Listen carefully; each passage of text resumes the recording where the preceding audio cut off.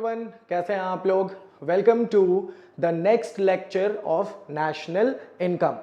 तो before starting with national income let's see कि हम लोगों ने क्या क्या कर लिया है। बेसिक के 2 लेक्चर हो चुके हैं।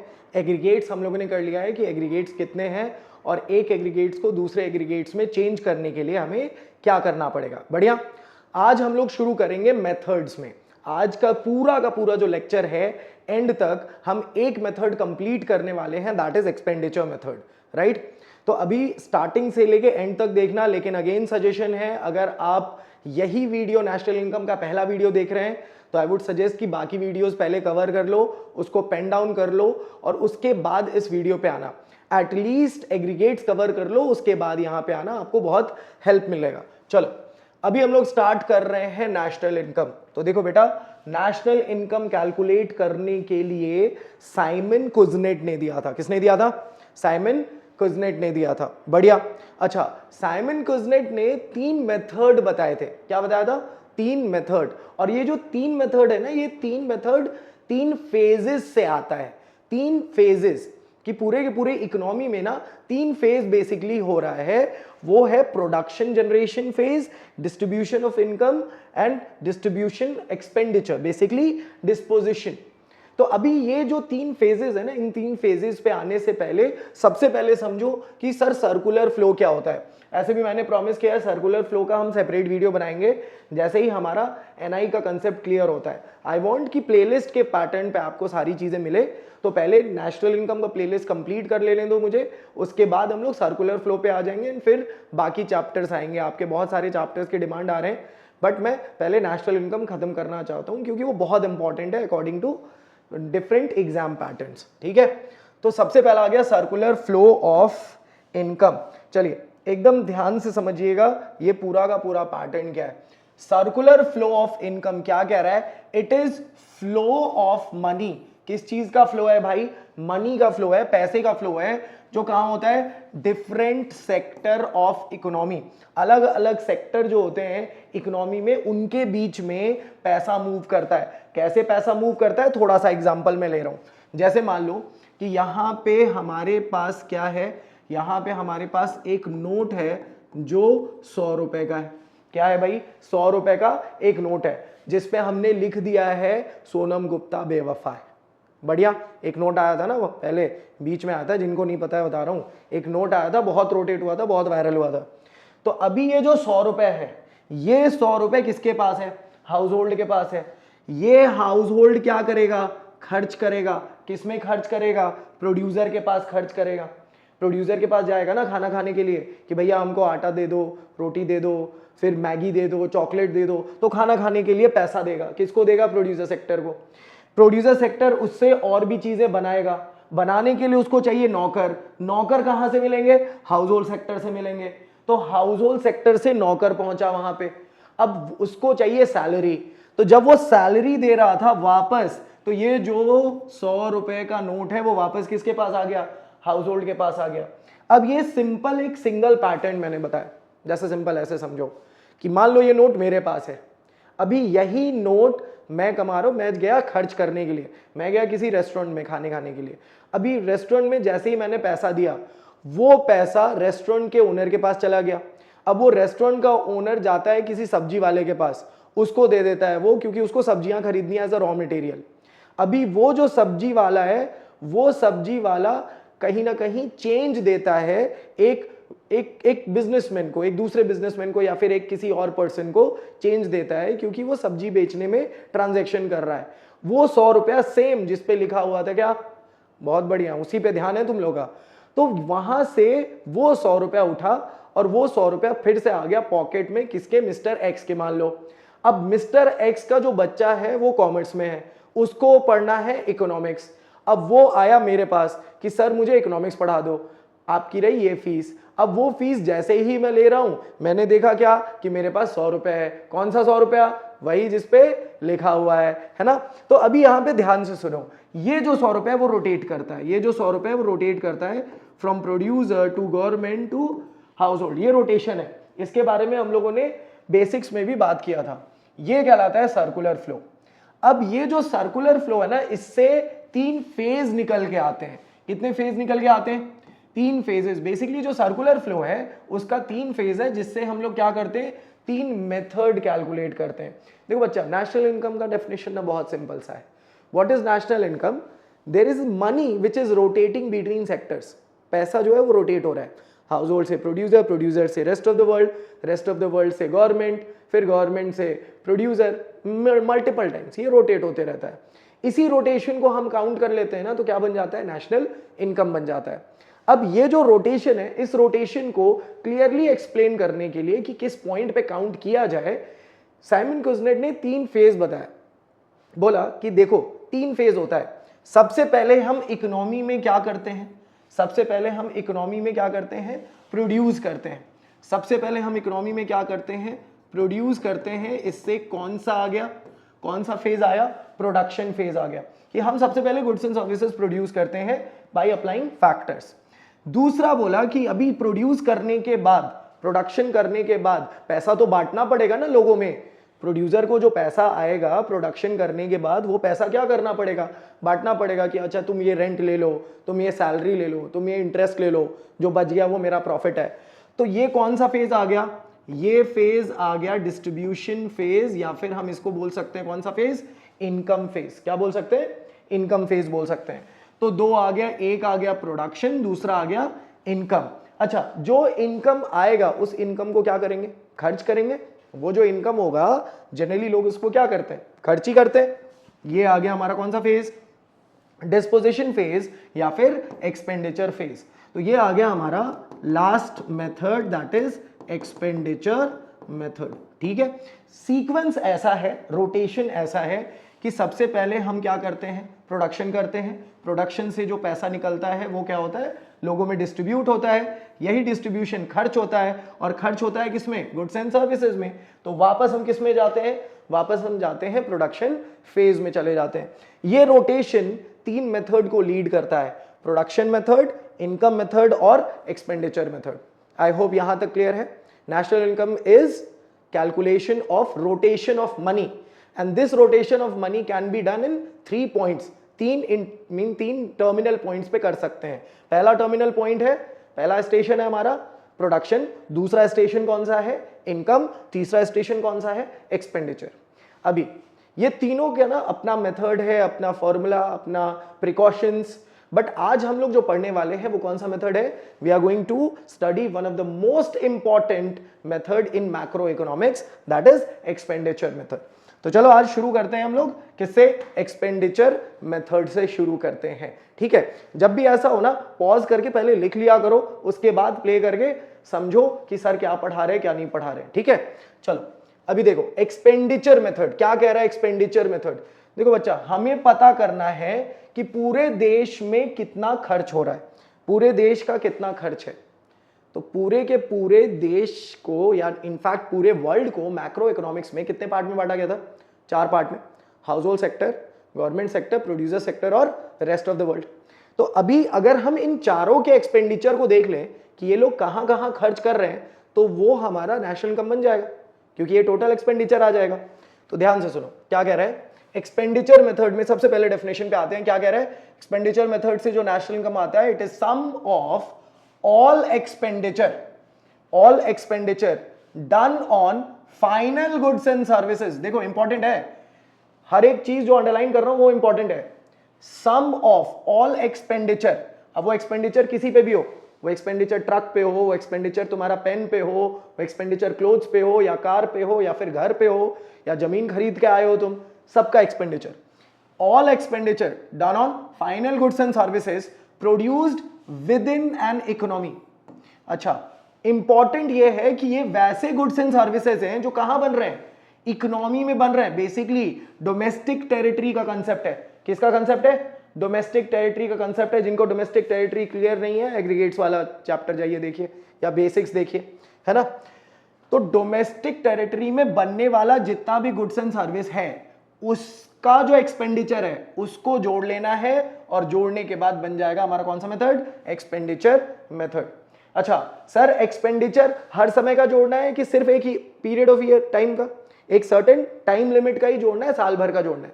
ठीक है, ऐसे भी हम लोगों ने पढ़ा है, national income is a flow concept, national income is a flow concept, एक सर्टेन पीरियड के लिए ही पढ़ा जाता है ना। तो ये क्या हो गया, during a particular period of time, और ये पर्टिकुलर पीरियड ऑफ टाइम क्या होता है, ये particular period of time basically हम लोग 1 ईयर रखते हैं, इसको फाइनेंशियल ईयर, फिस्कल ईयर या इकोनॉमिक ईयर भी बोल सकते हो, ठीक है। अभी एक्सपेंडिचर मेथड का बहुत सारा नाम है, इसको इनकम डिस्पोजल मेथड बोलते हैं, नाम से समझो ना, इनकम है, अभी फेज पढ़ाया था, उसी फेज के अकॉर्डिंग कि भाई इनकम आ गया था हमारे पास, हम उस इनकम को क्या कर रहे थे, हम उस इनकम को डिस्पोज कर रहे थे, कि भाई हम खर्च कर रहे हैं उस इनकम को, तो इनकम डिस्पोजल मेथड या एक्सपेंडिचर मेथड, ठीक है। तो अभी अगर कोई पूछ दे कि what is the second name, ये जनरली कंपटीशन में होता है, सीयूईटी में आ जाओ या फाउंडेशन में आ जाओ, तो उसमें ना कंफ्यूज करने के लिए वो आपको अलग अलग नाम देगा, ऐसे भी national income is famous for different names, ठीक है, वो सीधा नाम नहीं पूछेगा, वो अलग अलग नाम से, तो ये चीज याद रखोगे, इनकम डिस्पोजल मेथड, ठीक है।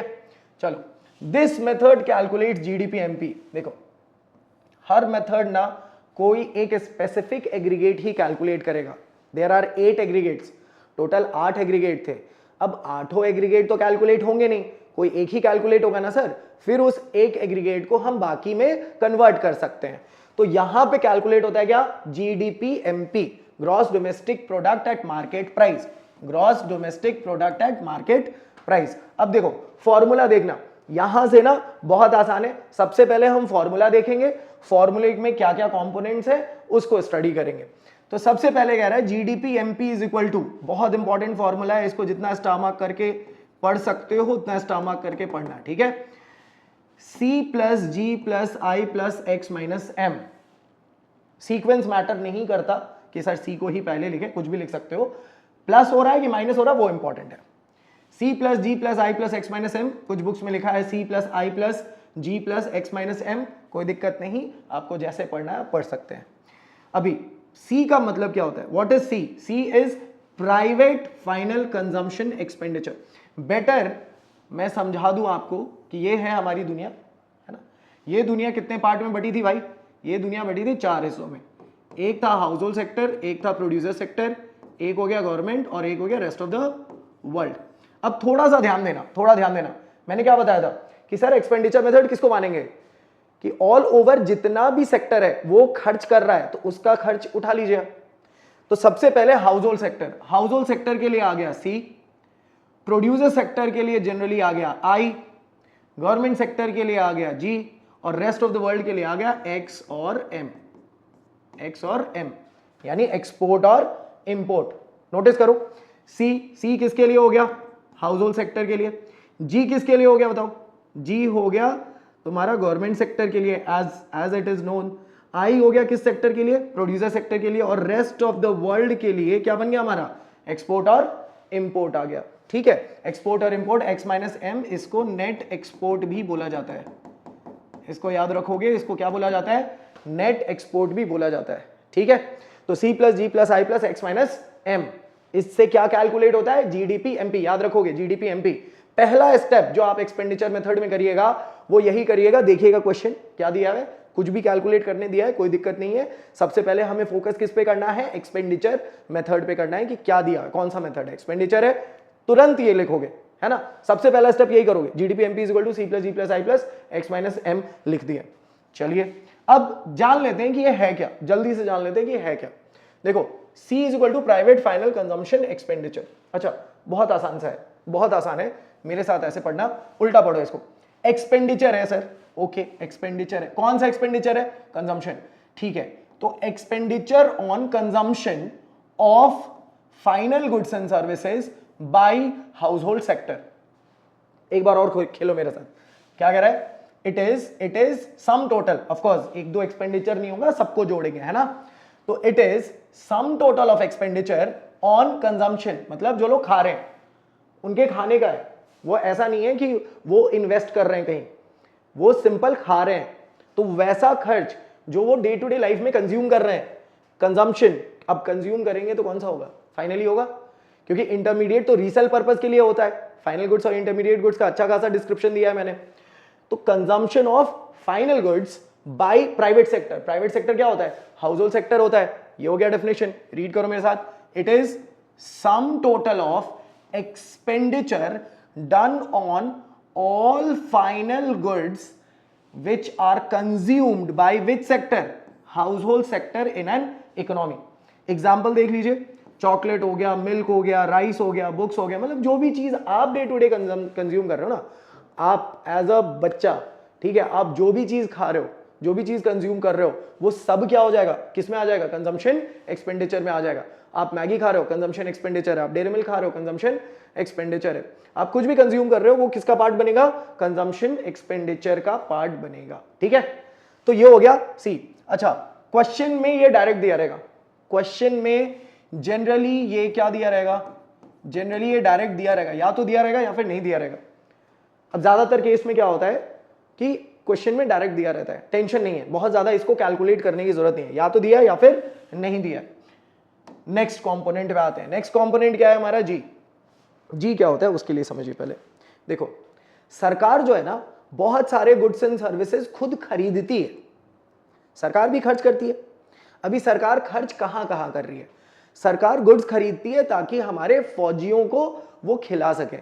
फौजियों की रिस्पॉन्सिबिलिटी किसकी है, वो इतना बड़ा काम कर रहे हैं यार, हमारे लिए वो जान रखे हुए हैं अपने हाथ पे, है ना, कि एनी टाइम वो हमें प्रोटेक्ट कर रहे हैं। तो वो उन लोगों के लिए कौन खर्चा करता है, सरकार करती है। तो सरकार जो खर्च कर रही है वो खर्च क्या हो गया, गवर्नमेंट फाइनल कंजम्पशन एक्सपेंडिचर। सरकार जो सैलरी दे रही है अपने जितने भी गवर्नमेंट एम्प्लॉइज है उनको, वो क्या हो गया, गवर्नमेंट फाइनल कंजम्पशन एक्सपेंडिचर। सरकार जब कोई भी एक्स्ट्रा खर्च करती है, जैसे सिंपल है, सरकार रोड बनाने के लिए ना गिट्टी, पत्थर, इट्टी, इन सब को ना क्या कर रहे हैं, इन सबको इकट्ठा कर रहे हैं, इन सब का पे एक्सपेंस कर रहे हैं। ये सब क्या आ गया, गवर्नमेंट फाइनल कंजम्पशन एक्सपेंडिचर। ध्यान से सुनना, अगेन इसको ऐसे करो कि एक्सपेंडिचर है किसका, एक्सपेंडिचर है कंजम्पशन पे, किसका कंजम्पशन भाई, फाइनल गुड्स एंड सर्विसेज, जो कौन कर रहा है, गवर्नमेंट सेक्टर कर रहा है। रीड करना क्या कह रहा है, it is estimated as total expenditure. Again ऐसे भी लिख सकते हो, वो भी तरीका है, सम टोटल वाला भी है और ये भी है। It is estimated as the total expenditure incurred by, कौन इनकर कर रहा है भाई, कौन कौन इसको झेलता है, इस एक्सपेंडिचर को कौन झेलता है, government, for producing various public services such as transport, public services such as municipality. मतलब पूरे सिस्टम को मेंटेन करने के लिए, लॉ एंड ऑर्डर को मेंटेन करने के लिए सरकार जो है, जो खर्च कर रही है, वो खर्च किसका पार्ट बनता है, गवर्नमेंट फाइनल कंजम्पशन एक्सपेंडिचर। जैसे salary paid to government employees, क्या हो गया, ये गवर्नमेंट फाइनल कंजम्पशन एक्सपेंडिचर का पार्ट बन गया। Expenditure done on goods and services by government, अभी बताया ना कि बहुत सारे गुड्स एंड सर्विसेज सरकार खरीदती है ताकि वो अलग अलग लोगों को पे कर सके। देखो, सरकार ना बहुत सारे लोगों को खिलाती है। मैं बहुत छोटा सा एग्जांपल ले रहा हूं कि सरकार पार्लियामेंट में जितने भी एमएलएज हैं, अभी उनको वो जब मीटिंग करने जाते हैं, वो जब पूरा का पूरा सेशन चल रहा होता है, तो भूख तो लगेगी उनको तो भूख पूरे इंडिया में सबसे ज्यादा भूख उन्हीं लोगों को लगती है, तो वो तो खाएंगे। अब उनको सरकार खिलाएगी, रिस्पॉन्सिबिलिटी है, तो अब वो खाना खिला रहे हैं उनको, तो वहां का जो खर्चा है वो भी किस में आएगा, गवर्नमेंट फाइनल कंजम्पशन एक्सपेंडिचर में आएगा। ठीक है, हाँ, बहुत ज्यादा समझ रहे हो तुम लोग। चलो, तो गवर्नमेंट फाइनल कंजम्पशन एक्सपेंडिचर, ये भी डायरेक्ट दिया हुआ रहेगा। ये भी कैसा कंपोनेंट है, ये भी डायरेक्ट कंपोनेंट है, या तो दिया हुआ रहेगा या फिर क्वेश्चन में नहीं दिया हुआ रहेगा, टेंशन नहीं लेना है। ठीक है, फिर आते हैं इन्वेस्टमेंट एक्सपेंडिचर। देखो बेटा, इसको जितना स्टार मार्क करना है कर लो। ये एक ऐसा टॉपिक है एक्सपेंडिचर मेथड का जो जनरली बच्चों को ना परेशान करता है। तो मैं कहूंगा कि अभी तक अगर इधर उधर भटकते हुए देख रहे थे वीडियो को, तो शांत हो जाना, एकदम शांत हो जाना, डिस्ट्रैक्शंस को हटा देना, फोकस करके एकदम सुनना और समझना। देखो, टर्म क्या आ रहा है, इन्वेस्टमेंट। टर्म क्या आ रहा है, इन्वेस्टमेंट। इन्वेस्टमेंट एक्सपेंडिचर, अभी बुक में इन्वेस्टमेंट एक्सपेंडिचर से हम पढ़ते हैं, आई से हम रिप्रेजेंट करते हैं इसको, बट एक्चुअल में नेशनल इनकम में इसका ये नाम नहीं है। नाम क्या है इसका, नाम है ग्रॉस डोमेस्टिक कैपिटल फॉर्मेशन। अब बोलोगे सर ये क्या है, तो बहुत सिंपल है, इन्वेस्टमेंट को ही हम क्या बोलते हैं, कैपिटल फॉर्मेशन बोलते हैं। इन्वेस्टमेंट ही क्या हो गया हमारा, कैपिटल फॉर्मेशन हो गया। अच्छा, investment is your capital formation वैसा कैपिटल फॉर्मेशन हो, वैसा इन्वेस्टमेंट जो कहां हो रहा है, डोमेस्टिक टेरिटरी में। कहां हो रहा है? Domestic territory within India. अच्छा, I hope please everyone, domestic और नेशनल का जो कंसेप्ट है वो बहुत इंपॉर्टेंट है।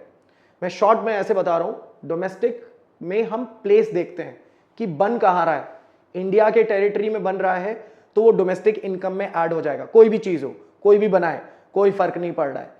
अगर वो डोमेस्टिक यानी इंडिया में आ रहा है तो वो डोमेस्टिक इनकम में है, अगर वो विदेश में बन रहा है तो वो डोमेस्टिक इनकम का पार्ट नहीं है। ठीक है। अच्छा, नेशनल कंसेप्ट लोगों को देखता है, जगह को नहीं देखता। डोमेस्टिक कंसेप्ट जगह देखता है। यहां पे क्या है? डोमेस्टिक है। तो अभी हम लोग प्लेस के बारे में देखेंगे। प्लेस इंपॉर्टेंट हो गया हमारे लिए, पर्सन नहीं। पर्सन वाला बात हमेशा नाफिया में आएगा। रेसिडेंट ऑफ इंडिया और रेसिडेंट ऑफ एनी कंट्री का बात कब आता है? जब नाफिया आता है, net factor income from abroad वाला कंसेप्ट आता है, या फिर हम कह सकते हैं नेशनल कंसेप्ट जब आता है तब आता है। ठीक है, चलो। तो कैपिटल फॉर्मेशन दूसरा नाम है किसका? इन्वेस्टमेंट का, जो डोमेस्टिक में हो रहा है, और ग्रॉस, ग्रॉस मतलब टोटल। तो टोटल इन्वेस्टमेंट जो कहां हो रहा है? डोमेस्टिक टेरिटरी में हो रहा है। कोई दिक्कत नहीं। ग्रॉस डोमेस्टिक कैपिटल फॉर्मेशन को हम बोल सकते हैं कि टोटल इन्वेस्टमेंट जो कहां हो रहा है? डोमेस्टिक टेरिटरी में हो रहा है। ठीक है, रीड करो। Sum total of investment done in a domestic territory for a given period of time. Done in domestic territory for a given period of time. अभी देखो, इन्वेस्टमेंट हम कर रहे हैं। इन्वेस्टमेंट कितने टाइप का होता है? इन्वेस्टमेंट दो टाइप का होता है। किसी भी बिजनेस में आप जाओगे तो इन्वेस्टमेंट दो टाइप का होता है, एक फिक्स्ड इन्वेस्टमेंट और एक इन्वेंट्री। मतलब कुछ ऐसे इन्वेस्टमेंट होते हैं जो एक बार लग गया, 10 लाख 20 लाख एक बार लग गया और फिक्स हो गया, कि अब उसमें बार बार पैसे लगाने की जरूरत नहीं है, फिक्स इन्वेस्टमेंट। और एक ऐसा होता है जिसमें आपको हर बार पैसे लगाने की जरूरत है, उसको बनाने के लिए या फिर उसको क्रिएट करने के लिए। फॉर एग्जाम्पल, अगर मैं बात करूं किसी फैक्ट्री का, तो फैक्ट्री में जो मशीन्स लग रहे हैं, जैसे कोक का बात करते हैं, कोक इंडस्ट्री में जो बड़े बड़े मशीन्स लग रहे हैं जो बॉटल्स को मिक्स करते हैं, पाउडर को, और वो सोडा वाटर बेसिकली क्रिएट करते हैं, वो सॉफ्ट ड्रिंक, वो क्रिएशन के लिए जो बड़े बड़े मशीन्स लगे, वो क्या है? एक बार का इन्वेस्टमेंट है ना, कि एक बार लगाया और डन है। ये हो गया फिक्स इन्वेस्टमेंट। क्या हो गया ये? Fix investment. अच्छा, यहीं पे जो वो बॉटल्स बन रहे हैं पर डे, तो उनको बॉटल्स को बनने के लिए वो जो प्लास्टिक, फिर वो रैपर, फिर पर डे का कुछ ना कुछ खर्चा लग रहा है उस बॉटल को बनाने का। तो पर डे का जो खर्चा लग रहा है वो हो गया इन्वेंट्री इन्वेस्टमेंट। वो क्या हो गया? Inventory investment. तो दो टाइप का होता है, एक होता है लॉन्ग टर्म इन्वेस्टमेंट और एक होता है शॉर्ट टर्म इन्वेस्टमेंट। जो शॉर्ट टर्म इन्वेस्टमेंट होता है ना, वो जनरली हमारे लिए बन जाता है इन्वेंट्री इन्वेस्टमेंट। चलो अभी ध्यान देना, ये दो टाइप का इन्वेस्टमेंट कौन कौन सा है? ग्रॉस डोमेस्टिक फिक्स्ड, टर्म क्या है, नाम क्या है भाई? Fixed capital formation. और दूसरा क्या है? Inventory investment. इन्वेंट्री इन्वेस्टमेंट, इन दोनों के बारे में बात करेंगे, बट इससे पहले देखो, इन्वेस्टमेंट एक्सपेंडिचर डायरेक्ट नहीं दिया रहेगा। अच्छा, दे देता है तो बढ़िया है, बट जनरल केस में ये इनडायरेक्ट दिया रहेगा। इनडायरेक्ट मतलब तोड़ के दिया रहेगा। आई नहीं देगा, क्या देगा? आई नहीं देगा, क्या देगा? Gross domestic fix capital formation. अब फिक्स्ड अगर वर्ड है, अगर वर्ड क्या दिया हुआ है? फिक्स्ड, तो जोड़ दीजिए आप क्या ढूंढ के? इन्वेंट्री। क्या ढूंढ के जोड़ दीजिए? इन्वेंट्री ढूंढ के जोड़ दीजिए। क्या बन जाएगा? आई बन जाएगा।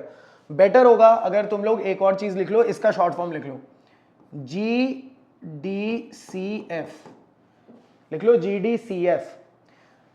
तो हम यहां पे एक और लाइन ऐड कर रहे हैं, GDCF is equal to, GDCF क्या हो गया बच्चा लोग? Gross domestic capital formation.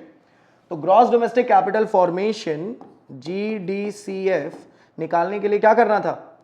निकालने के लिए हमें gross domestic fixed capital formation लेना है, यानी GDFCF लेना है।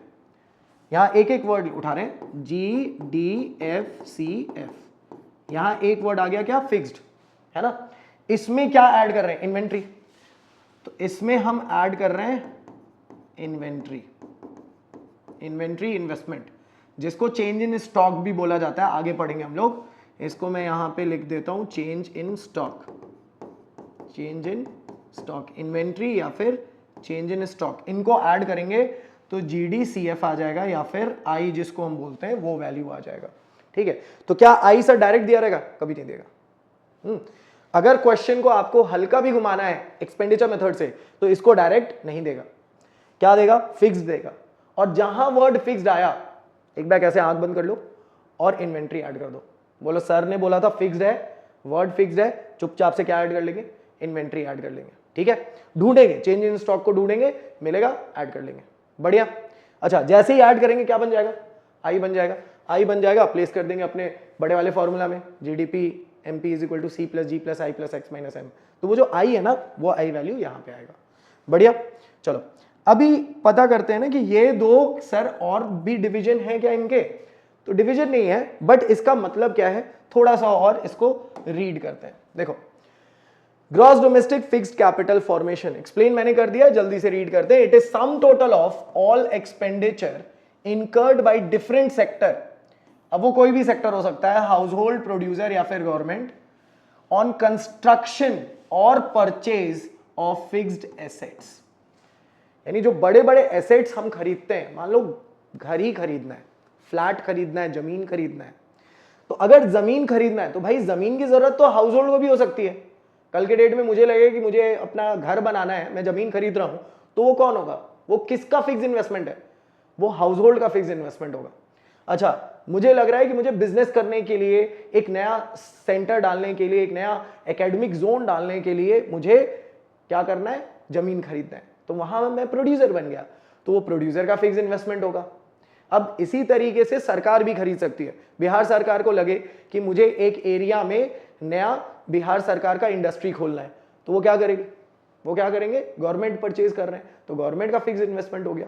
तो फिक्स इन्वेस्टमेंट कौन कौन करता है? हाउस होल्ड कर सकता है, house hold fixed capital formation, नाम ऐसा होगा, house hold fix capital formation, producer fix capital formation और गवर्नमेंट फिक्स कैपिटल फॉर्मेशन। देखिए, जनरली ये डिवीजन नहीं आएगा, बट आपको जानना इंपॉर्टेंट है कि फिक्स कैपिटल फॉर्मेशन जो होता है वो सिर्फ और सिर्फ प्रोड्यूसर का नहीं होता, वो हाउस होल्ड का भी हो सकता है और गवर्नमेंट का भी हो सकता है। अच्छा, यहां पे सिंपल ऐसे समझो, हाउस होल्ड को अपना घर खरीदना है, क्या हो गया? House hold fix capital formation. Producer को नया इंडस्ट्री सेटअप करना है, producers fix capital formation. Government को नया पार्लियामेंट बनाना था, गवर्नमेंट फिक्स कैपिटल फॉर्मेशन। ठीक है, एक बार का इन्वेस्टमेंट। बढ़िया। चलो नेक्स्ट, इसमें ऐड कर रहे थे, क्या ऐड कर रहे थे हम लोग? Inventory investment. क्या ऐड कर रहे थे? Inventory investment. अच्छा, इन्वेंट्री इन्वेस्टमेंट क्या होता है? ये देखो, expenditure incurred bye producer sector on stock, बहुत इंपॉर्टेंट है, on stock which is produced in current year, which is produced in current year but is unsold. मतलब क्या हो गया? ध्यान से सुनना। ठीक है, एग्जाम्पल लेते हैं, एग्जाम्पल लेके समझते हैं, थोड़ा सा इधर हो। देखो, अभी है 2024। 2024 में ये जो नेशनल इनकम हम लोग का शुरू हुआ, वो कब से शुरू हुआ बच्चा लोग? वो शुरू हुआ 1 अप्रैल से। हम लोग काउंट कर लें, अकाउंटिंग ईयर ले रहे हैं, 1 अप्रैल से काउंट कर रहे हैं। बढ़िया। अच्छा, 1 अप्रैल में हमारे पास एक स्टॉक होगा। मान लो 1 अप्रैल में हमारे पास स्टॉक है कितने का? 1 लाख का।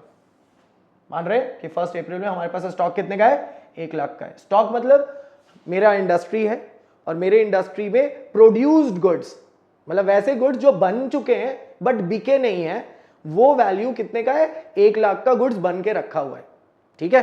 अच्छा, अभी साल भर में कुछ ना कुछ बनेगा, ये चलेगा 31 मार्च तक। ये चलेगा कब तक? 31 मार्च। लेकिन 2024 नहीं, ये क्या आ गया? 2025 आ गया। 2025 31 मार्च को जब हम पहुंचे तो हमारे पास स्टॉक बच रहा है 3 लाख का। हमारे पास स्टॉक कितने का बच रहा है? 3 लाख का। ध्यान से सुनना, मैं बिजनेस कर रहा हूं, मेरे पास 1 लाख का सामान बचा हुआ था। अप्रैल जब शुरू होगा तो हम क्या बेचेंगे? जो बना हुआ था पहले उसको बेचेंगे, फिर नया बनाएंगे ना। तो जो बना हुआ था हम उसको सेल कर रहे हैं। हम किसको सेल कर रहे हैं? इस प्रोडक्ट को सेल कर रहे हैं, इस प्रोडक्ट को। यहां पे ये 1 लाख का सामान क्या होगा? सेल होगा। बढ़िया। बट सवाल ये है सर कि क्या ये 1 लाख, अच्छा ये 1 लाख जब सेल हो रहा है तो लोग तो इस पे खर्च कर रहे हैं ना, एक्सपेंडिचर तो हो रहा है ना, बढ़िया, और एक्सपेंडिचर हो रहा है अभी, बट क्या ये प्रोड्यूस अभी हुआ था? ध्यान से सुनना, क्या ये इन्वेस्टमेंट हमारा जो हम स्टॉक रखे हैं इसमें एज अ प्रोड्यूसर मेरा इन्वेस्टमेंट ये इस साल का था कि पिछले साल ही था? पिछले साल ही था ना। तो ये होता है ओपनिंग स्टॉक, इसको क्या बोलते हैं? Opening stock. ओपनिंग स्टॉक इस साल का नहीं है, ओपनिंग स्टॉक बचा है इस साल बट बना था लास्ट ईयर ही। तो प्रीवियस ईयर में जो बना है उसको हम नहीं रखेंगे, उसको हम इस साल के अकाउंटिंग ईयर में क्यों कैलकुलेट करें, इस साल के नेशनल इनकम में क्यों कैलकुलेट करें? वो तो पहले से लास्ट ईयर के नेशनल इनकम में काउंट हो चुका है। समझ में आया? क्योंकि वो बना कब था? इंपॉर्टेंट है प्रोडक्शन, कि एक्चुअल में प्रोडक्शन कब हुआ, एक्चुअल में वो जो मनी रोटेशन है ना वो कब हुआ। मनी रोटेशन का जो पहला फेज है वो तो क्रॉस ही कर चुका होगा लास्ट ईयर। तो ये हो गया हमारा 1 लाख रुपीज। सिंपल याद रखना है, ओपनिंग स्टॉक को माइनस करना है। ओपनिंग स्टॉक को क्या करना है? माइनस करना है। ओपनिंग स्टॉक माइनस होता है क्योंकि वो इस साल नहीं बना है। बढ़िया, इस साल मेरा इन्वेस्टमेंट उसमें नहीं हुआ है। फिर आ जाओ क्लोजिंग स्टॉक। 1 लाख प्रोडक्ट बिका, 1 लाख के बाद हम और बनाए और बेचे, फिर तुम्हारा मई जून जुलाई अगस्त पूरा का पूरा साल रोटेट किया, साल रोटेट करके आ गया मार्च, साल रोटेट करके क्या आ गया? मार्च। मार्च में 3 लाख का स्टॉक बच गया, यानी मार्च में जब हमने बुक्स को क्लोज किए, जब हमने पूरा हिसाब किताब किया तो पता चल रहा है कि 3 लाख का सामान अभी भी फैक्ट्री में बचा हुआ है, जो बन गया है लेकिन बिका नहीं है। ध्यान से सुनना, जो बन गया है लेकिन बिका नहीं है। अब देखो ये जो 3 लाख का स्टॉक है, ये 3 लाख प्रोड्यूस तो हो चुका है, यानी यहां पे एज अ प्रोड्यूसर मेरा इन्वेस्टमेंट हो चुका है। तो जब इन्वेस्टमेंट हो चुका है तो हमें क्या करना चाहिए? इसको अपने एक्सपेंडिचर में ऐड कर लेना चाहिए ना, क्योंकि खर्चा तो कर दिया ना भाई, 3 लाख पे खर्चा कर दिया, वो बन उनके पूरा तैयार है स्टॉक, बस अब नेक्स्ट ईयर वो बिकेगा। तो भाई जब एक्सपेंडिचर इसी साल हुआ है तो ऐड भी इसी साल होगा। बढ़िया। तो यहां पे क्या होता है? चेंज इन स्टॉक का कंसेप्ट आ गया कि चेंज इन स्टॉक में हम लोग क्या करते हैं? क्लोजिंग स्टॉक को ऐड करते हैं, क्लोजिंग स्टॉक को ऐड करते हैं। रीड करना, closing stock is added as it is produced in current year. Basically यहां पे हम इनका जो एक्सपेंडिचर है वो करेंट ईयर का लग रहा है, and opening stock is subtracted as it is produced in previous year. क्यों सब्ट्रैक्ट कर रहे हैं? क्योंकि ये प्रोड्यूस हुआ था प्रीवियस ईयर में। अच्छा, प्रोड्यूस जब प्रीवियस ईयर में हुआ तो इसका जो खर्चा है वो प्रीवियस ईयर में चला गया, इसका जो खर्चा है वो प्रीवियस ईयर में ही हमने कर दिया था, तो इसको हम सब्ट्रैक्ट करेंगे, इसको हम ऐड करेंगे। तो बेसिकली नेट इफेक्ट आ जाता है closing stock minus opening stock. ठीक है, ये इन्वेंट्री का किस्सा है।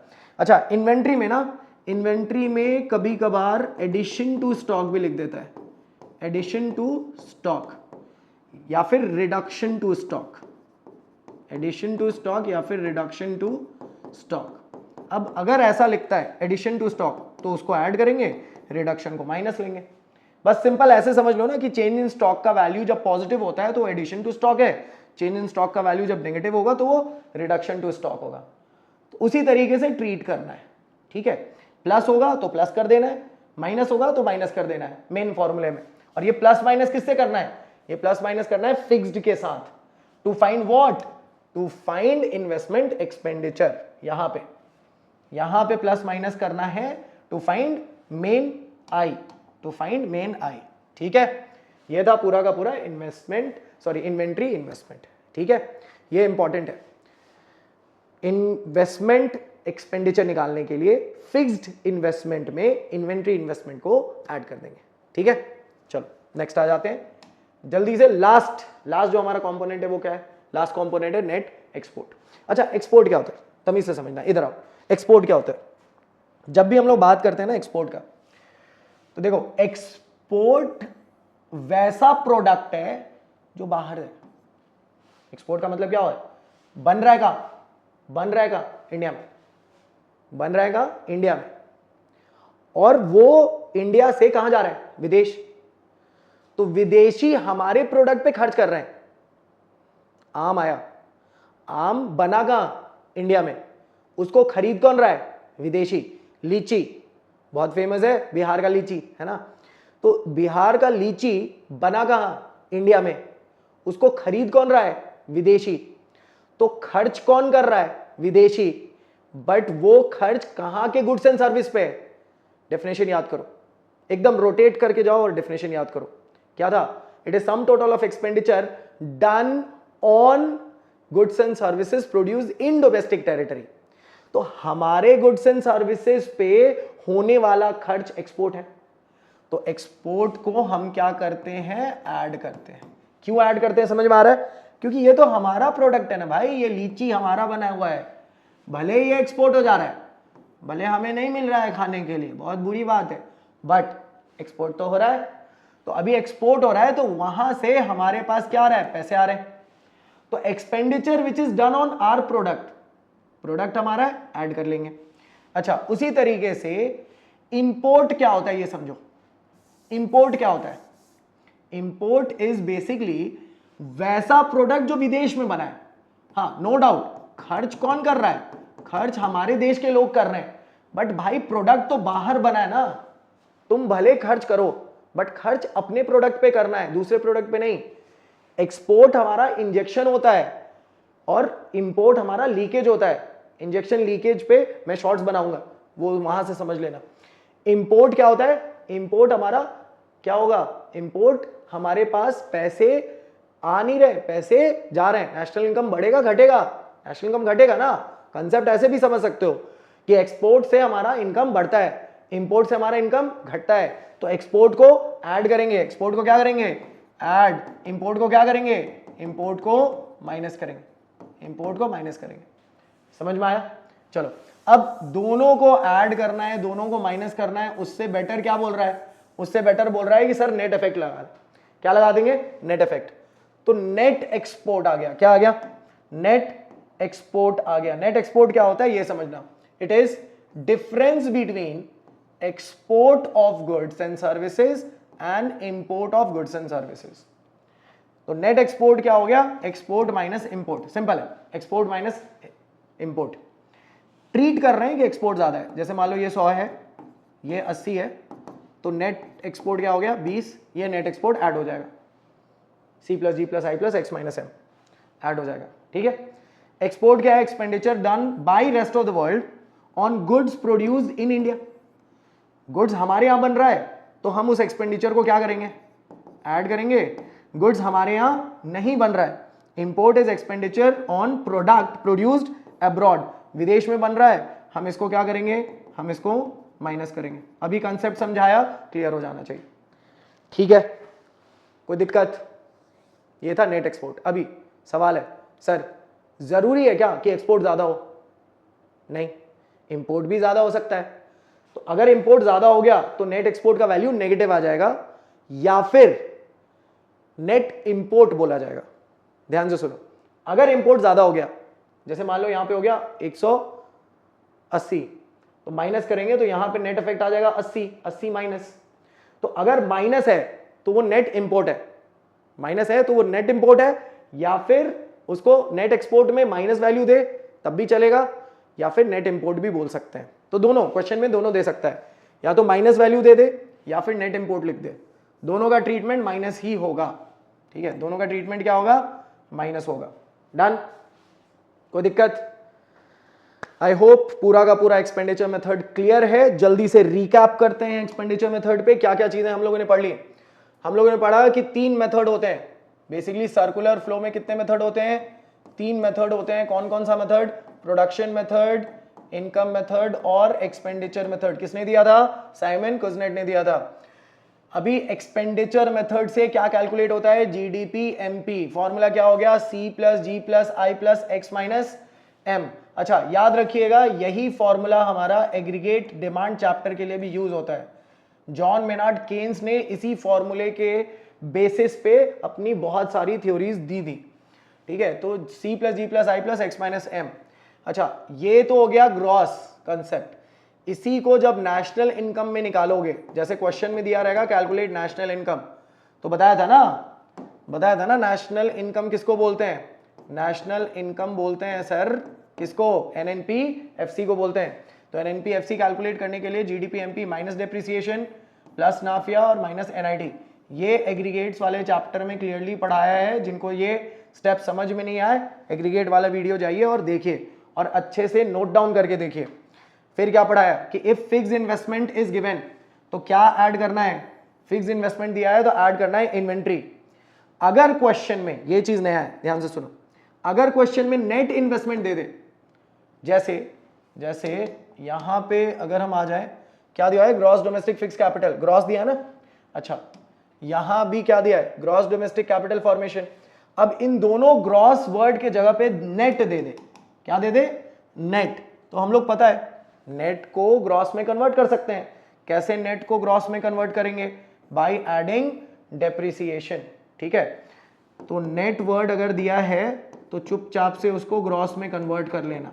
ठीक है, ग्रॉस में कन्वर्ट कर लेना, ये अच्छा तरीका है। कुछ लोग ना जंप करना सिखाते हैं, बोलते हैं यहां छोड़ दो, बाद में वहां माइनस नहीं करना पड़ेगा। वो सिंपल कहते हैं कि यहां ऐड करने से कोई फायदा नहीं है, क्योंकि बाद में माइनस करना ही है, तो प्लस माइनस कट जाएगा। तो ये नहीं करना है। मेरे अकॉर्डिंग सिंपल स्टेप लेना है, बेबी स्टेप लेना है तब तक जब तक आपका एक्सपेंडिचर मेथड अच्छा नहीं हो जाए। जब आप प्रैक्टिस करके अच्छा कर लोगे तब खेलते रहना जैसे खेलना है। तो net investment is given, add depreciation. Net import दिया है तो उसको क्या करोगे आप? सब्सट्रैक्ट करोगे। ठीक है, कोई दिक्कत? चलिए अच्छे से पढ़ाई करिए। अगर ये मेथड समझ में नहीं आया, वापस जाओ, वापस जाके देखो, अच्छे से नोट डाउन करके लिखो। ठीक है, नेक्स्ट वीडियो में हम लोग इनकम मेथड करेंगे। तीनों मेथड करने के बाद हम लोग न्यूमेरिकल करने वाले हैं और उस न्यूमेरिकल का प्रैक्टिस करेंगे। ठीक है, फॉर द टाइम बीइंग आप एक्सपेंडिचर मेथड को अच्छे से लिख लीजिए, कोशिश करिए न्यूमेरिकल बनाने का, बन जाना चाहिए। अगर नहीं बनता है तो परेशान नहीं होना, उस पर भी हम लोग बात करेंगे। ठीक है, till then keep revising and enjoy।